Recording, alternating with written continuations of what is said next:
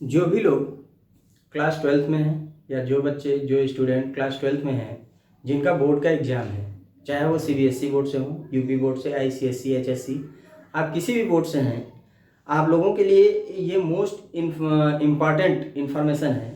और इससे क्या होगा कि आप 95% नंबर ला सकते हैं या उससे ज़्यादा भी जा सकते हैं अगर आप एक प्रयास अपने लिए कर लें। क्योंकि देखिए, आप लोग क्लासेस लेते हैं, रेगुलर क्लास ले रहे हैं, रेगुलर आप लोग क्लास लेने के साथ साथ नोट्स प्रिपेयर करते हैं, नोट्स के साथ साथ आपके साथ बुक है और इस बुक से आप मैटर को तैयार करते हैं। ये सारी चीज़ें आप एग्जाम तक करेंगे, जरूर करेंगे, लेकिन इसके साथ आप एक बात का बस ध्यान रखेंगे तो आप जरूर टॉपर की श्रेणी में जा सकते हैं और कहीं ना कहीं आपके मार्क्स जो प्लस होने में आपका हेल्प करेगा।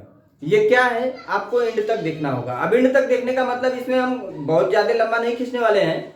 आपको अभी करना क्या है कि जब आप एग्जाम की प्रिपरेशन कर रहे हो, क्योंकि आप बोर्ड का एग्जाम देने वाले हो क्लास 12th में, तो अब आपको क्या करना है कि आप लोग सीधे जो पेपर है आप 2021 का उठा लीजिए, 22 का उठा लीजिए, 23 का, 24 का, 25 में आप लोगों को एग्जाम देना है। बोर्ड के एग्जाम वाले बच्चे एकदम कान खोल के ध्यान देंगे। ये चीजें हमने कई साल आजमाया है अपने स्टूडेंट्स पर और ये हम कई सालों से करते आ रहे हैं, क्योंकि हम 2013 से पढ़ाने वाले लाइन में हैं, तो हमको इतना तो आइडिया हो गया है कि एग्जाम में क्या चीजें आती हैं, कैसे आती हैं। जब हम उस समय पढ़ाते थे, रमेश गुप्ता की बुक चला करती थी यूपी बोर्ड में। अभी यूपी बोर्ड में भी एनसीईआरटी आ गया, सीबीएसई बोर्ड में तो ऑलरेडी एनसीईआरटी चल ही रहा है। उसके पहले तो एसआर पब्लिकेशन का या फिर जो ये स्कूल थे अपने पब्लिकेशन के अकॉर्डिंग चला देते थे, लेकिन अभी सभी को एनसीईआरटी ही पढ़ना है। तो एनसीईआरटी अगर आपको पढ़ना है, उसमें सिर्फ और सिर्फ एक बात का ध्यान दीजिए, आप 21 का 23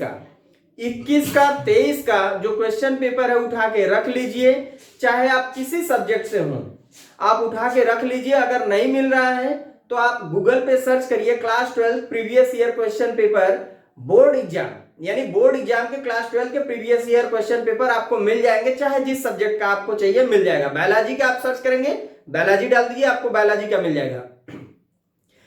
21 और 23 का आप क्वेश्चन लीजिए, नोट्स आपने जितना पढ़ा है वो पढ़ लीजिए, आपने बुक पढ़ा है उसको अच्छे से बुक को पढ़ते रहिए, नोट्स को 2-3 बार रिवाइज करिए। इसके साथ साथ आपको हमने क्या बोला, 21 और 23 का जो क्वेश्चन पेपर है आप इसको अच्छे से एक जगह लिखिए, सारे क्वेश्चन को सॉल्व करिए और जो लास्ट टाइप का क्वेश्चन है, जो लार्ज वाला क्वेश्चन है, उसको आप क्या करेंगे, उसका पूरा आंसर एक जगह आप अपने नोट से और बुक से मिला के लिख लीजिए।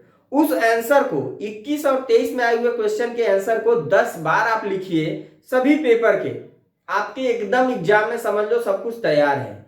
और इसके साथ साथ 22-24 नहीं छोड़ना है, 22-24 को रिवाइज कर लेना, लेकिन लिख के जोर लगाना है किस पेपर पे आपको, 21 और 23 के। आप समझ लो 90% मार्क यहां से गेन कर लोगे अगर हमारी बातों को ध्यान दिए तो। बाकी अगर आप नोट्स को रिवाइज करते गए, जो आपने नोट्स बनाया है, जो अपने कोचिंग में, स्कूल में या फिर ऑनलाइन अगर आप पढ़ रहे हो, ऑनलाइन पढ़ो ठीक है, लेकिन कोशिश ऑफलाइन की किया करो आप लोग। उससे फिजिकल इंटरेक्शन बना रहता है टीचर से और आपको फेस करने का, जो एग्जाम में पेपर पैटर्न होता है उसे फेस करने का आपको आइडिया हो जाता है। चलिए ठीक है, लेकिन आप 2021-23 अगर 21 से 24 तक आप लिख के प्रिपेयर कर रहे हैं और शेड्यूल बना के एक आध बार एग्जाम की तरह 3 घंटे 2.5 घंटे बैठ के दे रहे हैं तो दी बेस्ट होगा। अभी बहुत टाइम है और आप टॉप कर सकते हैं। Thank you.